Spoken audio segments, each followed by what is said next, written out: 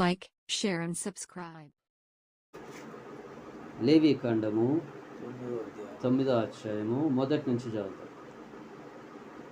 8వ దినమున మోషే అహరోనును అతని కుమారులను ఇశ్రాయేలు పెద్దలను పిలిపించి అహరోనుతో ఇట్లా నీవు పాప పరిహార్థ బలిగా నిర్దోషమైన యొక్క కోడె దూడను, దహన బలిగా నిర్దోషమైన యొక్క పొట్టేళ్లను యెహోవా సన్నిధికి తీసుకొని రమ్ము. చాలండి, చిన్న ప్రార్థన చేస్తాం. మహోన్నత మీకు వందనాలు, మహాగణుడ మీకు వందనాలు తండ్రి. మరి యొక్క సమయంలో వాక్యాన్ని ధ్యానించబోతూ ఉండగా వాక్యంలోని మర్మం తేటపరచండి. వాక్యానుసారమైనటువంటి జీవితాన్ని మా అందరికీ దయచేయమని అడుగుతూ యేసుక్రీస్తు పరిశుద్ధ నామములో అతి వినయంగా బ్రతిమలాడి వేడుకుంటున్నాము తండ్రి. దేవునికి స్తోత్రం కలుగును గాక. అయితే లేవి కాండము 9వ అధ్యాయాన్ని మనం ధ్యానిస్తూ ఉన్నాం. అయితే ఇక్కడ 8వ రోజున అనేసని అన్నాడు. 8వ రోజు అనేసని అన్నాడు. ఎందుకన్నాడు 8వ రోజు? ఒకసారి దానికంటే ముందు అధ్యాయంలో 8వ అధ్యాయము మనం పార్ట్ బి ఏదైతే శనివారం రోజున ధ్యానించుకున్నామో ఆ మాటల్ని ఒక్కసారి ధ్యానం చేసుకుంటే అక్కడ 7 దినములను 7 రాత్రులను దేవుడు అభిషేకించినటువంటి లేవీలను అనగా అహరోను తన యొక్క కుమారులను ప్రతిష్టపరిచిన తర్వాత వారికి వస్త్రాలు ఇచ్చిన తర్వాత దేవుడు వారితో మాట్లాడుతున్నాడు. నేను 7 దినములను 7 రాత్రులను ఇక్కడే ఉండాలి అనేసారి అన్నాడు. ఎక్కడ? పరిశుద్ధమైనటువంటి స్థలములో ఉండాలనేసారి అన్నాడు. అలా 7 దినములు 7 రాత్రులు అయిపోయిన తర్వాత ఇక్కడ 8వ రోజున వస్తుంది. 8వ రోజున దేవుడు మోషేతో మాట్లాడి తర్వాత అహరోనుతోటి పిలిపించి ఈ రకంగా చెప్తూ ఉన్నాడేమని, 8వ రోజున మీరు ఉన్నారు గనక 8వ రోజున మీరు పాప పరిహార్థమైనటువంటి బలిగా కొన్ని విధులు చేయవలసినదై ఉన్నది, వాటిని చేయండి. హల్లెలూయా. వాటిని పాటించండి, ఆ పనులు మీరు చేయండి అనేసని అక్కడ అహరోనును తన యొక్క కుమారులకు ఈ పనులను అప్పగిస్తూ ఉన్నాడు. హల్లెలూయా.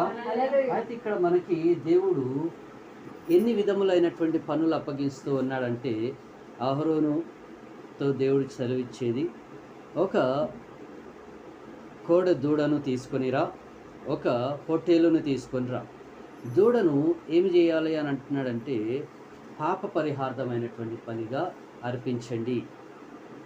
దూడని ఏమి ఇవ్వాలి? పాప పరిహార్థమైనటువంటి బలిగా ఇవ్వాలి. మరియు ఈ యొక్క పొట్టేలును మట్టుకు మీరు ఇచ్చేది దహన బలికి అర్పించండి అనేసి అని అంటున్నాడు. ఈ యొక్క దూడనిచ్చినప్పుడు ఏదైతే పాప పరిహార్థమైనటువంటి బలి ఉన్నదో దానిని బలించిన తర్వాత దాని యొక్క రక్తాన్ని ఆ యొక్క బలిపీఠము దగ్గర వారు పోసిన తర్వాత ఆ యొక్క దాన్ని మీరు కాల్చుకొని తినండి అనేసి దేవుడు ఆజ్ఞాపిస్తూ ఉన్నాడు. ఎందుకంటే అది పాప పరిహార్థమైనటువంటి బలి గనక. దహన బలి అర్పించిన దాన్ని పూర్తిగా దేవుడు కాల్చివేయాలి అనేసి ఆజ్ఞాపిస్తూ ఉన్నాడు. ఇది మనకి మొదటి వచనంలో తెలుస్తుంది. 2, 3, 4 వచనాల్లో మనం గమనిస్తే అక్కడ దేవుడు ప్రజలను అనేసి అంటూ ఉన్నాడు. ప్రజలకు అనేసి సెలవిస్తూ ఉన్నాడు. ఈ ప్రజలకు దేవుడు ఏమని సెలవిస్తూ ఉన్నారు? మీరు ఒక మగ మేకను తీసుకొని రండి. ఏం తీసుకొని రండి? ఒక మగ మేకను తీసుకొని రండి, అది పాప పరిహార్థమైనటువంటి బలిగా. రెండవది, దేవుడు ఒక సంవత్సరపు లేత దూడను, మరి అదేవిధంగా ఒక సంవత్సరపు గొర్రె పొట్టేలును తీసుకొని రండి అనేసి అని అంటూ ఉన్నాడు. అదొచ్చేసి దహన బలిగా అర్పించమంటూ ఉన్నాడు. హల్లెలూయా. మరి మూడవది, దేవుడు ఒక దూడను మరియు పొట్టేలును దేనికి అడుగుతూ ఉన్నాడంటే గనక అక్కడ ఆ మాటను ఒకసారి చదవండి. 3, 4 వచనాలు ఒకసారి ఆ మాటను చదవండి.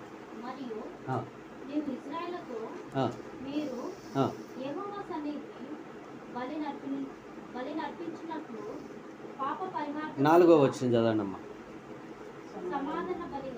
సమాధాన బలిగా కోడెను పొట్టేలును నూనె కలిపిన నైవేద్యమును తీసుకొని రాగలను. దేవుని స్తోత్రం. ప్రజల్ని ఏమేమి తీసుకొని రమ్మన్నాడు? ఒక మగ మేకను, దాని తర్వాత ఒక సంవత్సరపు లేత దూడను, తర్వాత సంవత్సరపు గొర్రెను తీసుకొని రండి అనేసి అని అన్నాడు. దాని తర్వాత ఇక్కడ ఏమంటూ ఉన్నాడు, ఒక దూడను, ఒక పొట్టేలును, నూనె కలిపినటువంటి నైవేద్యమును దేవునికి సమాధాన అర్పణగా తీసుకొని రావలెను. హల్లెలూయా. ఒకటి పాప పరిహార్థమైనటువంటి బలి, 2 దహన బలి, 3 సమాధానకరమైనటువంటి బలి, 4 దేవునికి నైవేద్యము తీసుకొని రావలను. ఎందుకు తీసుకొని రావాలి? ఎందుకంటే నేడు దేవుడు మీతో నిశ్చయముగా మాట్లాడబోతున్నాడు అని చెప్పినాడు. హల్లెలూయా. ఈ పని దేవుడు అందరి చేత చేయిస్తూ ఉన్నాడు. ప్రజలందరూ కూడా అక్కడ నిలబడి దేవుడు చెప్పేటువంటి మాటలు వింటూ ఉన్నారు. 5వ వచనంలో మనం చదివితే అక్కడ అంటాడు, everyone stood before the lord. దేవుని ఎదుట ప్రతి ఒక్కరూ నిలబడి ఉన్నారు, ప్రతి ఒక్కరూ. మరి ఈ రోజున మనము ఎంతమందిగా నిలబడుతున్నాం దేవుని దగ్గర?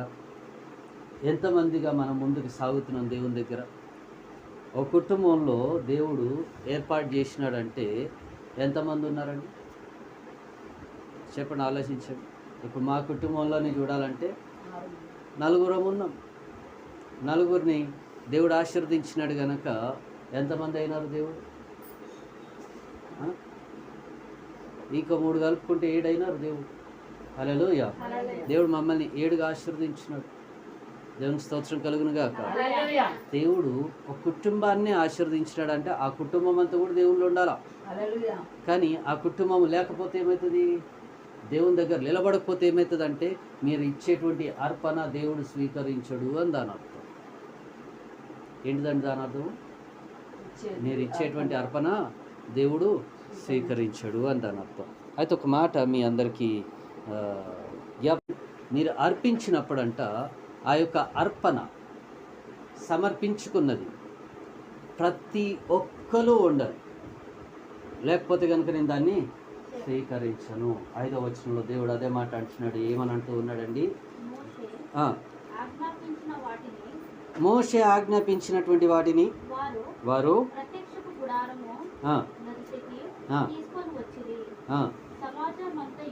సమాజమంతయు దగ్గరకు వచ్చి యెహోవా సన్నిధిని నిలవగా మోషే మీరు చేయవలెనని దేవుని స్తోత్రం. ఏం చెప్తున్నాడండి? ఇదిగో మీరు ఇవన్నీ తీసుకొని రండి, మీరు అందరు తీసుకొని రండి. ఒకరు కాదు, ఇద్దరు కాదు, ఎంతమంది? అందరూ తీసుకొని రండి. హల్లెలూయా. దేవుడు చెప్పింది ఇదే, అందరూ కదలండి. ఒక్కళ్ళని కాదు, అందరూ కదిలింపబడాలి. మందసం దగ్గరకు అందరూ రావాలి, ప్రత్యక్ష గుడారం దగ్గరకు అందరూ రావాలి. హల్లెలూయా అనేసి దేవుడు అందరితోటి మాట్లాడుతూ ఉన్నాడు. 6వ వచనంలో ఇంకొక మాటను సెలవిస్తూ ఉన్నాడు. ఏమని అంటూ ఉన్నాడు చూడండి. అప్పుడు యెహోవా మహిమ మీరందరూ వస్తే దేవుని దగ్గర, ఎవరందరూ? అందరూ కదిలి వస్తే అప్పుడు దేవుని యొక్క మహిమ మీకు కనబడుతుంది. మరియు చాలండి, అప్పుడు దేవుని యొక్క మహిమ మీ మీద కనిపిస్తూ ఉంది. అప్పటిదాకా మీరు అందరు రాకపోతే కనుక దేవుని యొక్క మహిమ మీకు తెలియదు, దేవుని యొక్క శక్తి మీకు తెలియదు, దేవుని యొక్క మహత్కార్యములు మీకు తెలియదు. కనుకనే దేవుడు ఇక్కడ అంటున్నాడు మోషేతోటి, మోషే అందరినీ పిలిపించి, అందరినీ దేవుని సన్నిధిలో పెట్టి, అందరినీ కదిలి రమ్మని చెప్పు. అందరినీ యొక్క దహన బలికి సంబంధించింది, సమాధానకరమైనటువంటి బలికి సంబంధించింది, పాప పరిహార్థమైనటువంటి బలికి సంబంధించింది, నైవేద్యం అన్నది అందరినీ తీసుకొని రమ్మను, ఒక్కరిని కాదు. హల్లెలూయా. ఇంటికి ఒక్కలని కాదు, అందరూ తీసుకొని రావాలి. ఈ రోజుల్లో మనందరం చర్చికి వెళ్తున్నామా అంటే కనుక ఇంటికి ఒక్కరు వెళ్తున్నారు. ఎందుకు వెళ్తున్నారు?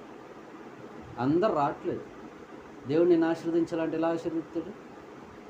ఇంటికి ఒకరు వెళ్ళి అయ్యా నేను వచ్చిన నన్ను ఆశీర్వదించంటే అవుతుందా? ఇంట్లో ఉన్న వాళ్ళందరూ రావాలా. హల్లెలూయా. సంఘం అన్నది దేవుడు చూస్తున్నాడు కనుక, దేవుడు నీ కుటుంబాలను చూడాలనుకుంటే కనుక అందరు రావాలా. నేను ఒక్కదాన్ని వచ్చిన, దేవా నా పిల్లలందరినీ దీవించు, నా భర్తను దీవించు అంటే కనుక దేవుడు నిన్ను చూస్తాడు. అమ్మ నువ్వు వచ్చినావు, నాకు సంతోషం, నువ్వు అడిగిందల్లా నేను ఇస్తా, కానీ అందరూ వస్తేనే నేను ఆశీర్వదిస్తాను. ఏం చేస్తా అంటుండు? మన ఆశీర్వాదాలు తగ్గడానికి కారణం ఏంటిదంటే అందరం దేవుని సన్నిధికి రాకపోవటం బట్టే మన ఆశీర్వాదాలు మంచి అపవాది దొంగిలించుకొని వెళ్ళిపోతున్నాడు. హల్లెలూయా. వచ్చిన వాళ్ళని దేవుడు ఎలా ఆశీర్వదిస్తున్నాడంటే సమయానుసారంగా దేవుడు ఆశీర్వదిస్తూ ఉన్నాడు. కీర్తన భాగంలో మొదటి అధ్యాయంలో దేవుడు చెప్పబడినట్లుగా నీటి కాలువ యోర్న నాటబడినటువంటి చెట్టు వలె తన కాలమందు ఫలం ఇచ్చి చెట్టు వలె ఉంటారంట. ఆ కాలము రాగానే ఆ ఫలము వాళ్ళని ఆదుకుంటుంది. హల్లెలూయా. కష్టకాలము రాగానే అది ఆ ఫలం అన్నది వారి చేతికి వస్తుంది గనక దేవుడు సమయానుసారంగా నడిపిస్తున్నాడని దాని అర్థం. అందుకే దేవుడు దావీదు భక్తుడు అంటాడు, సింహ పిల్లలైన లేమి కలిగి ఉంటాయి కానీ దేవుని పిల్లలు ఆకలి కలిగి ఉండరు. ఎందుకని? కారణం ఏంటిది అంటే దేవుడు అలా నడిపిస్తున్నాడు గనక. నీ కుటుంబము దేవునిలో ఉంటే దేవుడు నిన్ను అలా నడిపిస్తాడు. అందుకే దేవుడు ఇక్కడ అందరినీ రమ్మన్నాడు, ఒక్కరిద్దరుగా. ఎంతమంది రావాలా? నీ ఖాందాన్ మొత్తం రావాలా, నీ ఇంటి పేరు పెట్టుకున్న వాళ్ళందరూ రావాలి. అందరూ వచ్చి దేవుని సన్నిధిలో ఉంటే నేను అందరిని ఆశీర్వదిస్తా అంటాడు. హల్లెలూయా. అయితే ఇక్కడ మనము కొన్ని విషయాల్ని మన ముందు పెట్టుకుందాం. ఏంటిదంటే 3 బలులు దేవుడు 3 విధములైనటువంటి బలులు ఇక్కడ చూపిస్తూ ఉన్నాడు. ఏంటిది అని అంటే గనక ఈ యొక్క అధ్యాయంలో మనం చూస్తే గనక 7 నుంచి 11 వచనాల దాకా పాప పరిహార్థమైనటువంటి బలి, అహరోనును తన యొక్క కుమారులకు సంబంధించినటువంటి పాప పరిహార్థమైనటువంటి బలిని చూపిస్తూ ఉన్నాడు. హల్లెలూయా. బలి ఇచ్చిన దాని యొక్క అంతరంగంలో అన్నీ కడిగి అక్కడ వాళ్ళు వండుకొని ఉడకబెట్టుకొని తినాలనేసి అంటూ ఉన్నాడు. రెండోది దహన బలి. 12వ వచనం మొదలుకొని 14 వచనాల దాకా దేవుడు అహరోనును తన యొక్క కుటుంబాలకు సంబంధించినటువంటి బలిని గురించి అక్కడ సెలవిస్తూ ఉన్నాడు. హల్లెలూయా. ఈ యొక్క దహన బలిని వాళ్ళు అర్పించినటువంటి దాని యొక్క రక్తమును ప్రతిదీ దహన బలి మీద, బలిపీఠం మీద దాని యొక్క రక్తాన్ని కార్చిన తర్వాత బలిపీఠం మీద కట్టెలను పేర్చి దాని మీద కొవ్వును దానికి సంబంధించిన ప్రతి ఒక్కటి అక్కడ పెట్టి వాళ్ళు బలికి రెడీ చేసి పెట్టినారు. ఇక్కడ కాల్చలే, ఇంకా ఏం చేసినారు అన్నది మనం చివర్లో చూద్దాం దేవుడు ఏం చేసినారు. హల్లెలూయా. కాల్చి ఆ బలిపీఠం మీద దాన్ని పేర్చి సిద్ధం చేసి పెట్టినారు. హల్లెలూయా. దాని తర్వాత జనులందరి నిమిత్తము, ఎవరి గురించి? ఇశ్రాయేలీలు అందరూ ఉన్నారు కదా, వచ్చినారు కదా, దేవుని యొక్క సన్నిధికి వచ్చినారు కదా. ఈ యొక్క బలి ఏదైతే తీసుకొచ్చినారో అదంతా ఉంది కదా, గొర్రెను, మేకను, పొట్టేలును, ఏంటండి ఎద్దును దేవుని సన్నిధికి తీసుకొచ్చినారు కదా. సంవత్సరపు గొర్రెను, సంవత్సరపు ఎద్దును తీసుకొచ్చినారు కదా. దాన్ని అంతటిని ఏం చేస్తున్నారు? తీసుకొచ్చిన వాళ్ళంతటూ అంటే కనుక 15వ వచనంలో దాన్ని కూడా వధించి అక్కడ ఏంటండి పాప పరిహార్థమైనటువంటి బలిగా 15వ వచనంలో చూపిస్తున్నాడు. 16వ వచనంలోనేమో దహన బలికి చూపిస్తూ ఉన్నాడు. మరి అదేవిధంగా అల్లాడించేటువంటి అర్పణగా దేవుడు 17వ వచనంలో చూపిస్తూ ఉన్నాడు. సమాధానకరమైనటువంటి అర్పణగా 18వ వచనం మొదలుకొని 21 వచనాల దాకా దేవుడు చూపిస్తూ ఉన్నాడు.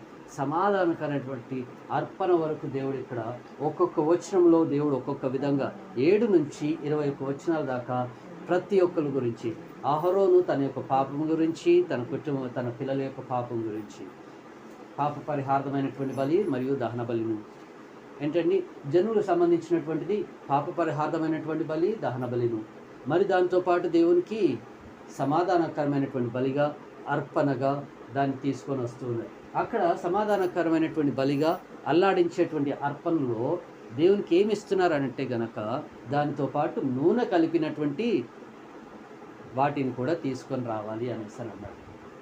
నూనె కలిపినది ఏమున్నది? ఆ యొక్క మాంసం కావచ్చు, లేకపోతే ఆ యొక్క పిండి అయినా కానీ, నూనె కలిపినది అప్పడములైనా కానీ తీసుకొని వచ్చి దేవునికి అల్లాడించే అర్పణలుగా దేవునికి అర్పించాలి. హల్లెలూయా. హల్లెలూయా. వీళ్ళు ఇవన్నీ చేసి పెట్టి ఏం చేసినారు ఏంటండి? ఇక్కడ మనం 7వ వచనం నుంచి మనం చదివితే గనక దేవుడు మోషేకి సెలవిచ్చినట్లుగా మోషే ఇప్పుడు అహరోనుతో అంటున్నాడు, అహరోను ఇంకా నువ్వు లోపలికి వెళ్ళి నువ్వు చేయవలసినటువంటి పనులన్నీ నువ్వు చెయ్యి. దేవుడు నీకు ఎలాగైతే చెప్తున్నాడో నువ్వు అలా చెయ్యాలి. దగ్గరుండి మోషే ఏం చేస్తున్నాడు, చేయిస్తూ ఉన్నాడు. హల్లెలూయా. దాని తర్వాత మనము 21వ వచనంకి మనం చదివితే గనక ఏమని అంటూ ఉన్నాడు, 9వ అధ్యాయం 21వ వచనం. కోరలను కూడి 22వ వచనం, 22వ వచనం. అప్పుడు అహరోను పాప పరిహార్థ బలిని, దహన బలిని, సమాధాన బలిని అర్పించి ప్రజల వైపునకు తన చేతులెత్తి వారు దీవించిన తర్వాత దిగి వచ్చెను. దేవునికి స్తోత్రం కలుగును గాక. ఏం చేసినారండి, ఇవన్నీ అర్పించిన తర్వాత ఏం చేసినాడు దేవుడు ఇక్కడ, వీళ్ళు అర్పించినారు, ఏదైతే ఉందో దాని మీద పెట్టి వచ్చిన తర్వాత, అర్పించిన తర్వాత ఆ సమయంలో ఏం చేస్తున్నాడండి, ఈ యొక్క యాజకుడు అయినటువంటి అహరోను అక్కడ నిలబడి జనులందరిని ఆశీర్వదించి పాప పరిహారమైన బలి, దహన బలి మరియు సమాధానకరమైనటువంటి బలిని అర్పించిన తర్వాత అందరిని ఆశీర్వదించినాడు. ఇశ్రాయేలీలందరిని ఆశీర్వదించిన ఎవరు, అహరోను. హల్లెలూయా. ఆశీర్వదించిన తర్వాత 23వ వచనంలో Moses and Aaron went into the tent of the Lord's presence, and when they came out, they blessed the people, and the drizzling light of the Lord's presence appeared to the Lord, all the people. Hallelujah. 23వ వచనంలో అక్కడ మోషేను అహరోనును దేవుని యొక్క గుడారంలోనికి వెళ్ళి ఇద్దరు వెళ్ళారు. ఎంతమంది అండి, ఇద్దరు వెళ్ళి మరి బయటకు వచ్చేటప్పుడు వాళ్ళు వచ్చి జనులందరినీ, ఇశ్రాయేలీయులందరినీ అక్కడ అందరిని ఆశీర్వదించినారంట. అక్కడ దేవుని యొక్క మహిమను వాళ్ళు చూసినారు. హల్లెలూయా. ఏం చూసినారు, 24వ వచనంలో సడన్లీ, అకస్మాత్తుగా దేవుని యొక్క మంట, అగ్ని అన్నది ఆకాశం నుండి దిగి వచ్చి వారు అర్పించినటువంటి అర్పణ ఏదైతే దహన బలి ఉన్నదో దాన్ని దహించి వేసెను. చదవండి ఆ మాట, 24వ వచనం. అగ్ని బయలువెళ్ళి బలిపీఠం మీదనున్న దహన బలి ద్రవ్యమును ప్రభులు కాల్చివేసెను. ప్రజలందరూ దాన్ని చూచి ఉత్సాహపని చేసి సాగిలపడి నమస్కరించి దేవుని స్తోత్రం కలుగును గాక. ఏం చేసినారంట జనులందరూ, దేవుని యొక్క అగ్ని దిగి వచ్చి బయలు వెళ్ళి, అక్కడి నుంచి బయలు వెళ్ళి అర్పించినటువంటి దహన బలి ఏదైతే అర్పించినారో ఆ ద్రవమంతటిని, అనగా ఒక కుప్ప, ఇంతమంది తెచ్చినారు కదా, ఒక పెద్ద కుప్పలా తయారై ఉంటుంది కదా, ఎన్ని కర్రలు కాల్చాలండి, ఎంత మంట రగులుతుంది. అందుకని దేవుడు ఆలోచించి ఇది ఈరోజే, ఈ క్షణమే ఇది జరగాలనేసి అని దేవుని యొక్క అగ్నియే అక్కడ దిగి వచ్చి వాళ్ళు అర్పించిన అర్పణ అంతటినీ స్వీకరించింది. హల్లెలూయా. దాని యొక్క కొవ్వే కావచ్చు, దాని యొక్క శరీరమే కావచ్చు, దాని యొక్క మాంసమే కావచ్చు, కళాబ్రహ్మలే కావచ్చు, ప్రతి ఒక్కటి దేవుడు ఆ నిమిషమే దహించి వేసెను. అది బలిపీఠముగా దేవుడు స్వీకరించినట్టు. అక్కడున్నటువంటి జనులు దాన్ని చూసి ఆశ్చర్యపోయి సాగిలపడి నమస్కరించి వారు దేవునికి ఉత్సాహధ్వని చేస్తున్నారు. హల్లెలూయా. మరి ఈ రోజున దేవుడు నిన్ను ఆశీర్వదించాలంటే, నీ కుటుంబాన్ని ఆశీర్వదించాలంటే నువ్వు నీ కుటుంబం కూడా దేవుని యొక్క సన్నిధానంలో ఉండాలని గుర్తుపెట్టుకోండి. ఎక్కడ ఉండాలి? దేవుని సన్నిధానంలో. నేను ఒక్కడిని ఉంటే సరిపోతుందా? నా కుటుంబం ఉండాలా? నా కుటుంబం అంతా ఉండాలి. నేను నా ఇంటి వారందరూ యెహోవాని సేవించదాం అనేసని యెహోషువ అన్నాడు. యెహోషువ ఒక్కడిని బట్టి దేవుడు అక్కడ కార్యం చేసిండా? ఆయన ఇంటి సభ్యులందరూ ఉన్నారు. హల్లెలూయా.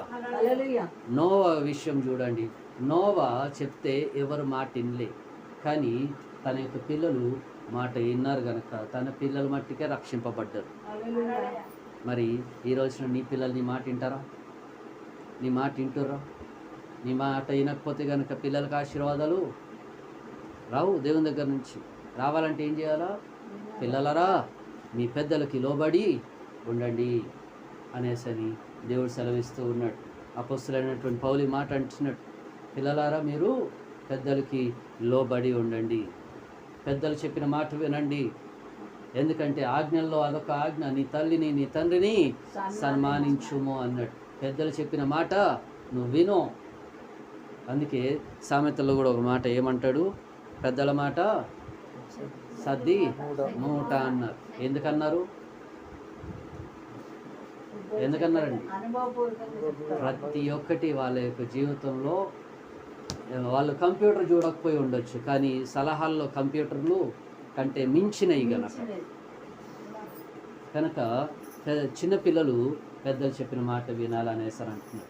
పెద్దలు దేవుడు చెప్పిన మాటలు వినాలంటారు. దేవుడు చెప్పిన మాటలు ఎప్పుడు వింటారు? దేవుని సన్నిధికి వచ్చినప్పుడు వింటారు. దేవుని సన్నిధికి ఎప్పుడు రావాలా? ప్రతిరోజు నీ కుటుంబం అంతా దేవుని సన్నిధిలో ఉండేలాగా మనము చూసుకోవాలి. దేవుడి మాటలు దీవించినగాక. వచ్చిన వారినందరూ దేవుడు దీవించినగాక. చిన్న ప్రార్థన చేస్తా ముగించుకుందాం. మహోన్నత మహాగణుడ సర్వశక్తిమంతుడ మీకు వందనాలు. ఎత్తబడిన వాక్యాన్ని దీవించండి. వాక్యానుసారమైనటువంటి జీవితాన్ని అయా కూడి వచ్చిన ప్రతి ఒక్కరికి మరి మీరు దయచేయండి. ప్రత్యేకంగా వాక్యం విన్న వారందరికీ అయా మరి మీరు దయచేయండి. వాక్యానుసారమైనటువంటి జీవితం మేమందరం కలిగి ఉండటకు సహాయం దయచేసి అయా మరి వాక్యం మా యొక్క హృదయంలో భద్రపరుచుకొని దినదినము వాక్యాన్ని ధ్యానిస్తూ అనేకమైనటువంటి సందర్భాలలో మీ దగ్గర మీరు నిలబడి ఉండటకు సహాయం దయచేయండి తండ్రి. మరి అదేవిధంగా నాయన ఈ వాక్యము అపవాది మా యొక్క హృదయంలో నుంచి కానీ మనసులో నుంచి కానీ ఎత్తుకొని పోకుండా దొంగలించుకుంటా తండ్రి, మేము పనుల్లో పడిపోయి వాక్యాన్ని మర్చిపోకుండా మేము జాగ్రత్తగా వాక్యానుసారంగా మేము ముందుకు సాగటకు సహాయం దయచేసి అనేకమైనటువంటి సూచ్యక్రియలు మరి మీరు జరిగింపచేయమని అడుగుతూ యేసుక్రీస్తు పరిశుద్ధ నామంలో అతి వినంగా బ్రతిమలాడి వేడుకుంటున్నాము తండ్రి. యేసు ప్రభువా త్వరగా యేసు రక్తమే చే ప్రవేశ నామే చే ప్రవేశ రక్తం సంపూర్ణమైన విషయం అపాయకంత కట్టు నాశనం తండ్రి నీ కాడు నిరంతరం జయం జయం జయం తండ్రి. ఆమె తండ్రి యొక్క ప్రేమయు కుమారుడైన యేసుక్రీస్తు యొక్క కృపా పరిశుద్ధాత్మక సహవాస సంఘానికి సంఘ సభ్యులకి సదాకాలంతో నిలుగు నడిపించింది.